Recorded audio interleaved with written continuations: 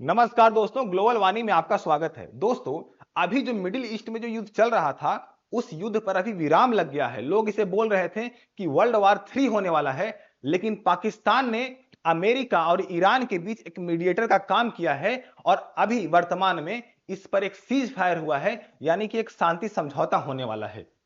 और इसके लिए ईरान ने क्या किया है? ईरान ने अपना एक 10 सूत्रीय मांग रखा है, यानी कि एक 10 पॉइंट पीस प्रपोजल रखा है।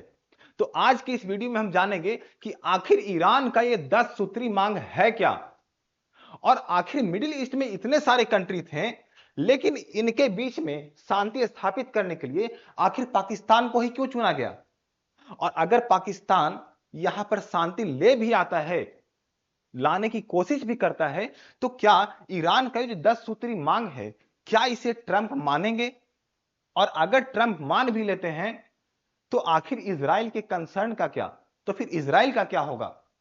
तो चलिए हम समझते हैं, सबसे पहला समझते हैं कि आखिर ये 10 सूत्री मांग ईरान का है क्या, क्योंकि हम इसे समझना बहुत जरूरी है कि आखिर इस प्रपोजल को ये ट्रंप एक्सेप्ट करेंगे कि नहीं, ये नेतन्याहू जो हैं ये मानेंगे कि नहीं, हमें इसे समझना बहुत जरूरी है। देखिए, सबसे पहला देखिए कि आखिर पहला क्या बोला ईरान ने। सबसे पहला ईरान बोला कि अभी इमीडिएट जो भी हमला कर रहे हो, चाहे वो हवाई हमला हो या सैन्य हमला हो, उसको तुरंत विराम दो, यानी कि उसे रोक दो। ये ईरान का पहला शर्त है।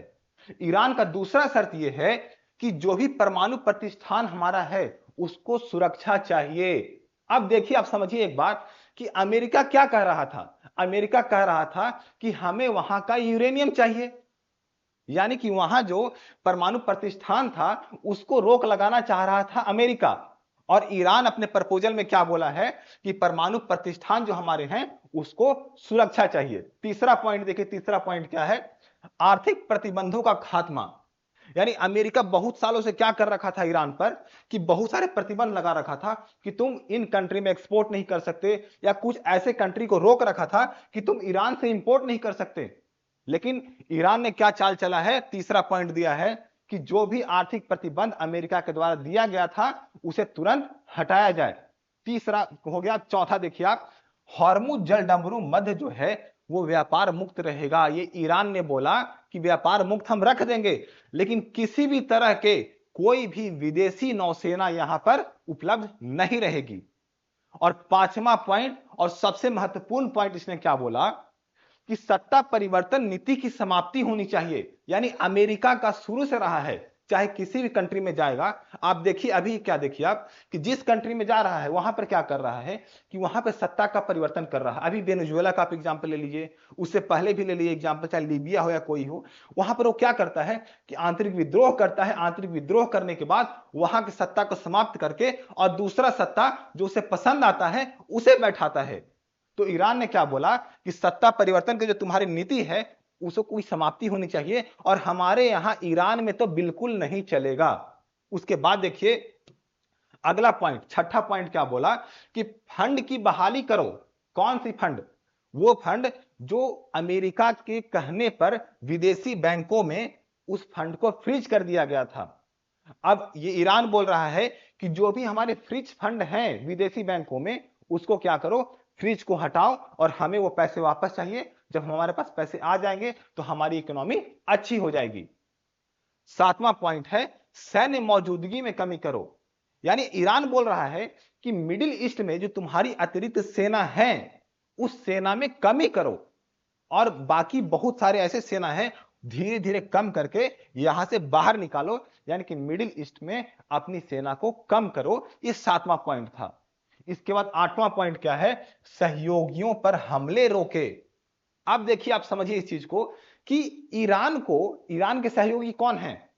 तो गाजा है, वहां पे लेबनान है।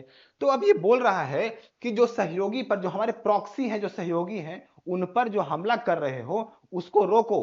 अब देखिए, इजराइल का सबसे बड़ा कंसर्न तो इसी को लेकर होगा कि जो गाजा और लेबनान जो है, अब गाजा लेबनान पर क्या सबसे ज्यादा कंसर्न रहता है? इजराइल का। अब ये बोल रहा है कि सहयोगियों पर हमलों को रोको। अब देखिए इसके बाद नौवां पॉइंट क्या है कि अंतरराष्ट्रीय निगरानी तंत्र लेकर के आओ। यानी कि जो पीस ला रहे हो, अमन चैन ला रहे हो, इसका ऐसे ही मत लाओ, बल्कि क्या करो कि एक निगरानी तंत्र होनी चाहिए, चाहे पाकिस्तान हो, क्योंकि पाकिस्तान भी मीडिएशन कर रहा है दोनों के बीच में, तो चाहे पाकिस्तान हो या फिर कोई तटस्थ ऐसा देश लेकर के आओ जो कि देखते रहे कि अमन चैन ये बना रहे। इसके बाद सबसे अंतिम पॉइंट बोला कि कूटनीतिक समाधान, यानी कि भविष्य में अगर कोई भी तनाव होता है दोनों देशों के बीच, चाहे इजराइल हो, अमेरिका हो या फिर ईरान हो, इनके बीच अगर कोई भी तनाव होता है तो वहां पर युद्ध से नहीं बल्कि कैसे, बल्कि शांति से, बातचीत से और कूटनीतिक से उसका हल निकालना चाहिए। अब आप समझिए, जो 10 सूत्री मांग है ईरान का, ये आप देख रहे हैं 5 यहां और 5 यहां, ये 10 सूत्री मांग जो है वो 10 तारीख को पाकिस्तान की इस्लामाबाद में अमेरिका के प्रतिनिधि और ईरान के प्रतिनिधि, ये दोनों प्रतिनिधि मिलकर के बातचीत करेंगे और इस पर चर्चा आगे चलेगी। लेकिन प्रश्न यहां यह भी उठता है कि आखिर इन सारे पॉइंट को डिस्कशन करने के लिए पाकिस्तान ही क्यों चुना गया, और आखिर पाकिस्तान ही क्यों अमेरिका और ईरान चाहे इजराइल के बीच में एक मीडिएटर का काम कर रहा है, जबकि मिडिल ईस्ट में जहां पर युद्ध हो रहा है वहां पर कई ऐसे देश हैं। तो आखिर पाकिस्तान ही उठकर क्यों आया है, आप इसको ध्यान से समझिए। देखिए, यह है आपका पाकिस्तान और यह है ईरान। अब ईरान और पाकिस्तान के बीच में करीब 900 किलोमीटर के आसपास एक सीमा लगता है। और अगर आप सोचिए कि यहां पर अगर अनरेस्ट रहता है, अगर यहां पर तबाही मचा रहेगा, तो क्या पाकिस्तान प्रभावित नहीं होगा? ये पाकिस्तान की सीमा है, तो लोग यहां से क्या करेंगे, पलायन करके पाकिस्तान में भी आ सकते हैं और पाकिस्तान के लिए भी हमेशा खतरा बना रहेगा। तो पाकिस्तान क्या चाह रहा है कि हमारे सीमा से लगा हुआ जो ईरान है, इसके लिए हमें कदम उठाएंगे और कदम उठाकर क्या करेंगे, हम यहां पर एक शांति समझौता लेकर के आ रहे हैं। लेकिन इससे भी बड़ी बात, ये तो बात थी कंसर्न अपना पाकिस्तान का, लेकिन बात इससे भी बड़ी क्या है कि आखिर पाकिस्तान क्यों मीडिएशन कर रहा है, क्यों मीडिएटर बना हुआ है। इसके लिए देखिए, ये है ट्रंप। ट्रंप कब क्या बोलते हैं किसी को कुछ भी नहीं पता। अब ट्रंप बहुत दिनों से चाह रहे हैं कि युद्ध किसी तरीके से रुक जाए, लेकिन ट्रंप अपने मुंह से तो कुछ बोलेंगे नहीं, क्योंकि अगर ट्रंप बोलेंगे कि हम युद्ध रोकने जा रहे हैं या चलो समझौता कर लो, तो क्या होगा, ये ट्रंप की हार होगी।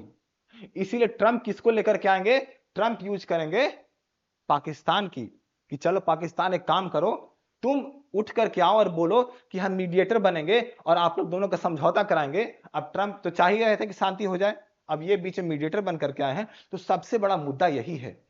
इसके अलावा पाकिस्तान का मीडिएटर बनने का एक और मुद्दा है कि अब देखिए, सीमा लगता है तो पाकिस्तान की ऊर्जा का बहुत हिस्सा जो है ईरान से आता है। तो अभी जब से युद्ध स्टार्ट हुआ था तो हुआ क्या कि ईरान में जब युद्ध हुआ तो यहां से जो भी आ रहा था ऊर्जा, चाहे तेल हो, गैस हो, जो भी हो, वो रुक सा गया था पाकिस्तान में। अब पाकिस्तान में रुक सा गया था, ऐसा हाल हो गया था कि यहां की सरकार बोली कि एक काम करो, मोटरसाइकिल और गाड़ी यूज मत करो, बल्कि तुम साइकिल से चलो, पैदल चलो। यहां तक कि पाकिस्तान के कई सारे शहरों में गैस की सप्लाई रुक गई थी और लोगों को खाना बनाना मुश्किल हो रहा था। तो इन सारे कंडीशन को कि अगर यहां पर ईरान में अगर युद्ध ज्यादा दिन चलता तो क्या होता, यह पाकिस्तान के लिए बड़ा ही दर्दनाक होता। तो इसीलिए क्या हुआ कि पाकिस्तान सारे चीज को लेकर के ये बोला कि चलो एक काम करते हैं, हम लोग युद्ध रोकते हैं। अब देखिए, आप एक बहुत बड़ा प्रश्न यहां पर यह है, और प्रश्न यह है कि आखिर ये युद्ध हुआ तो इस युद्ध में फायदा किसका हुआ और नुकसान किसका हुआ। सबसे पहले आप देखिए, ये हमारे ट्रंप और ये हमारे इजराइल के नेतन्याहू। अब हुआ क्या कि ट्रंप क्या बोल रहे थे, ट्रंप ये युद्ध इसलिए स्टार्ट किए थे कि हम वहां के यूरेनियम को रोकेंगे, जो यूरेनियम ईरान में संवर्धित हो रहा है, उस यूरेनियम के संवर्धन को रोकेंगे। अब 10 सूत्री मांग में क्या है, वो मांग में है कि हमारे जो परमाणु प्रतिष्ठान हैं उसको सुरक्षा प्रदान की जाएगी, जबकि ट्रंप का यही मुद्दा ही था। तो यानी ट्रंप इस जगह फेल हो जाते हैं। दूसरा, ट्रंप क्या बोल रहे थे कि ट्रंप का कंसर्न था कि वहां के ऑयल जो है उस पर हमें कैप्चर करेंगे, कब्जा करेंगे। अब ये भी नहीं कर पाएंगे, यानी कि ट्रंप के लिए सबसे बड़ा नुकसान। अब समझिए इजराइल को लेकर के, अब इजराइल को लेकर क्या है कि इस 10 सूत्री मांग में दो ऐसी चीज शामिल हैं, वो है गाजा और लेबनान को लेकर के।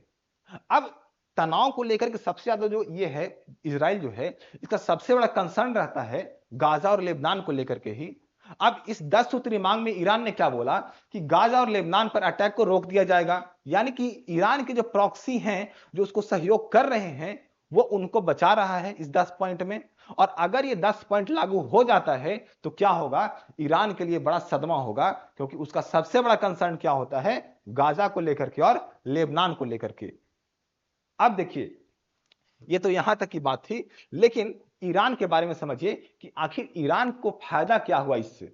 देखिए, ईरान में जान माल की तो हानि हुई, ईरान के जो लीडर थे वो मर गए, वहां का इंफ्रास्ट्रक्चर खराब हो गया, वहां पे बहुत सारे जाने गई, यहां तक कि ईरान का बहुत सारा हिस्सा बर्बाद सा हो गया। लेकिन फिर भी पूरे युद्ध के दौरान ईरान कभी अपना सर नहीं झुकाया।